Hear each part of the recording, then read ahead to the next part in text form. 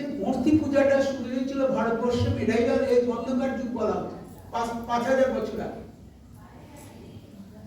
কিন্তু ভগবান যুগে যুগে আসছেন, একই কথা দেখবেন, বাইবেল বলুন, কোরআন বলুন, আমাদের হরিবুক বলুন, পুণ্যপুঁথি বলুন, একই কথা, একই কথা।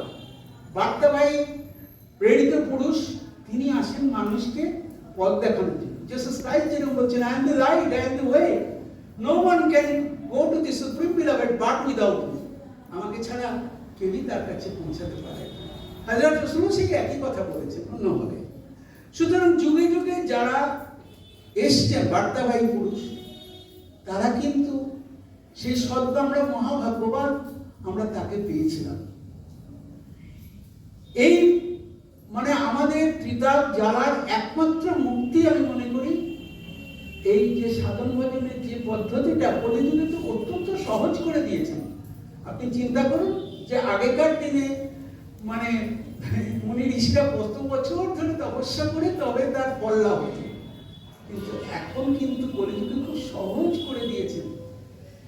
আমরা কিন্তু অল্প একটু চেষ্টা করলেই মোটামুটি যে বিধানগুলো আছে ঠাকুরের 12টা বিধি, যজন যাজন ইষ্টভীতি সস্তৈনী সদাচার ভূতভোজ্য ভাতৃভোজ্য দান প্রতিগ্রহ অধ্যয়ন অধ্যাপনা থানকুনি পাতা খাওয়া, এই 12টা বিধি যদি আমি ঠিক ঠিক করে পালন করি, তার মধ্যে শ্রী বড়দা ওটা ছোট করে দিলেন, 5টা নীতির কথা বলেছিলেন। কিন্তু মূল কথাটা হচ্ছে তাকে মেনে চলা। অনেকেই বলেন দীক্ষা নিলে কি হবে, আমি তো ভালোই আছি।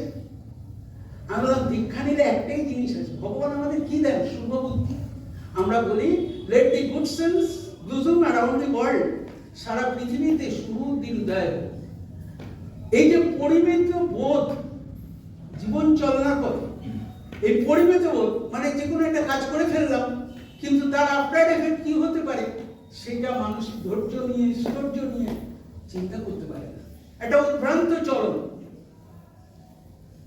তাই প্রেরিত পুরুষ বার্তাবাহী তিনি বারবার আসেন, আর তার জন্যই কিন্তু এই যে উদ্ভ্রান্ত চলন, এই বিশৃঙ্খলা, এই বিশৃঙ্খলাটা আসে থেকে ওই মানসিক দ্বন্দ্ব থেকে।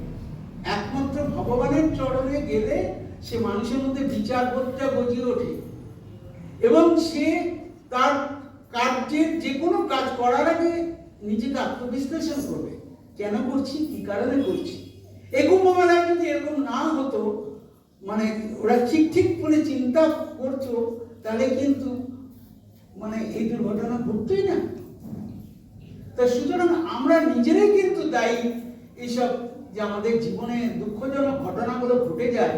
এটা কিন্তু আমার মনে হয় অনেক প্রচার হয়েছে, অমৃত কুম্ভ, মুক্ত মুখ 40 কোটি লোক আসবে, ইয়ে আসবে, যা কিছু হোক, কিন্তু ওইখানে ডুব দিলে যেন আমার সমস্ত পাপ তাপ ধুয়ে চলে যাবে, এটা নয়। শ্রী ঠাকুর একবার ছোট্ট একটা ঘটনা মনে পড়ে গেল। ওই দেওঘরে একটি মা দেবঘর ঠাকুর ডুঙ্গায় অবস্থান করছিলেন, দেওঘরে থেকে সেই শিবরাত্রির দিন উনি যাবেন সেই বৈদ্যনাথ ধামে জল ঢালতে, শিবরাত্রি। তারপরে ঠাকুর বললেন আশ্রম থেকে গাড়ি আসবে, তুই মা ওই গাড়িতে যাবি, বৈদ্যনাথ ধামে জল ঢালবি, আর তুই ফিরে আসার পরে আমি ভোগ গ্রহণ করব। এইবারে গাড়ি তো আর আসে না, সবই প্রভুর লীলা। সে দেখে যে গাড়ি তো আর আসে না, তা সব গুরু ভাইরা অস্থির হয়ে উঠেছে যে ঠাকুরের ভোগের গিয়ে সময় হয়ে গেছে, কিন্তু সে গাড়ি আসছে না। হঠাৎ শ্রী ঠাকুর সেই কাঠের চেয়ারে, হাতলালা চেয়ারে বসেছিলেন। সে মাটিতে বলেন কি কি জোগাড় করেছিস?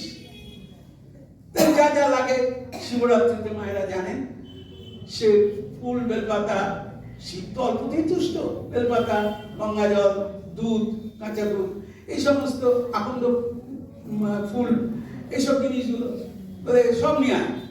তারপরে ঠাকুর বলছেন, ওই চেয়ারে বসে আছে, বলছে এইখানে ঢাল, নির্দেশ করছেন আমার পায়ে ঢাল।